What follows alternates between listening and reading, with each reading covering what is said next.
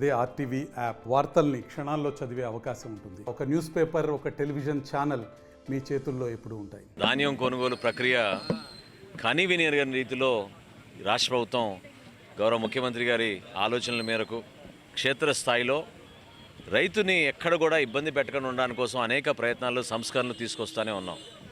వాతావరణంలో కొంచెం మార్పు వచ్చిందనే ఉద్దేశంతో చాలామంది పాపం కష్టపడిన పంట నష్టపోకూడదనే ఉద్దేశంతో రైతులు ఎంతో ఆందోళన చెందుతున్నారు. ఈరోజు సోదరులు నాకు ఐతనగర్ మన ప్రాంతంలో రైతులు వాళ్ళు పడుతున్న కష్టాల గురించి వివరించారు. నేను ప్రభుత్వం తరఫున ఇక్కడికి వచ్చి వాళ్ళకి మాట ఇవ్వడం జరిగింది. ఖచ్చితంగా 25% వరకు తేమ శాతం ఉంటే ప్రభుత్వం కొనుగోలు చేస్తుంది, అది మా బాధ్యత. ఇది దయచేసి మీరు దళారులకు కానీ ప్రైవేట్ మిల్లులు కానీ ఎక్కడ మీరు అమ్మబాకండి. మేమే కొనుగోలు చేస్తాం, మేమే మీకు ట్రాన్స్పోర్ట్ ఇస్తాం. లారీల ఏర్పాట్లు రేపు మధ్యాహ్నం 3 లోపు ప్రభుత్వం నుంచి మేమే చేస్తాం. లేబర్ కోసం కూడా అడ్వాన్స్ మేమే ఇస్తాం రైతులకి తప్ప రైతులు దీని గురించి ఆందోళన చెందాల్సిన అవసరం లేదు. చిన్న ఉదాహరణ చెప్తాను.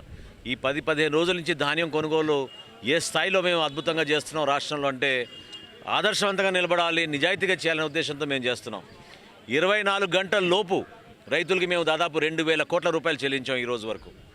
అదేవిధంగా 7,39,000 మెట్రిక్ టన్నులు ధాన్యం సేకరించాం. నిన్న ఒక్కరోజు కృష్ణా జిల్లాలో 83,000 మెట్రిక్ టన్నులు మేము ధాన్యం కొనుగోలు చేశాం. శ్రీకాకుళంలో గత సంవత్సరంతో పోల్చుకుంటే శ్రీకాకుళంలో గత సంవత్సరం ఇదే రోజున డిసెంబర్ 1వ తారీఖున ఆ ప్రభుత్వం 20 మెట్రిక్ టన్నులు కొనుగోలు చేసింది. కూటమి ప్రభుత్వం 22,000 మెట్రిక్ టన్నులు కొనుగోలు చేసింది. ఆ విధంగా క్షేత్రస్థాయిలో అధికార యంత్రాంగాన్ని, ప్రభుత్వంలో ఉన్న మా విధానాల్ని రైతులు ఎక్కడ నష్టపోకుండా ఉండడానికి కోసం ఒక భరోసా ఇస్తూ మేము ముందుకెళ్తున్నాం.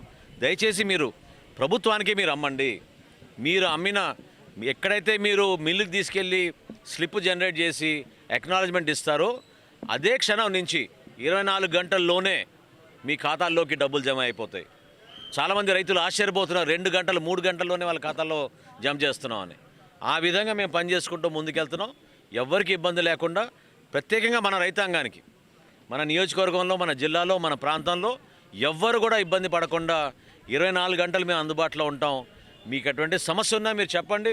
స్పందించే మనస్తత్వం, స్పందించే ఆలోచన మన కూటమి ప్రభుత్వం ఉంది. గౌరవ ముఖ్యమంత్రి గారు కానివ్వండి, ఉప ముఖ్యమంత్రి గారు కానీ ఎప్పుడు కూడా కోరింది రైతుని మాత్రం మన ఎట్టి పరిస్థితుల్లో ఇబ్బంది కలిగించకూడదనే ఆలోచనతో మేము ఈ కార్యక్రమం చేస్తున్నాం. మరిన్ని వీడియోస్ కోసం ఛానల్ ని సబ్స్క్రైబ్ చేయండి. లేటెస్ట్ అప్డేట్స్ కోసం వాట్సాప్ ఛానల్ ని ఫాలో చేయండి. అండ్ లింక్ డిస్క్రిప్షన్ లో ఉంది.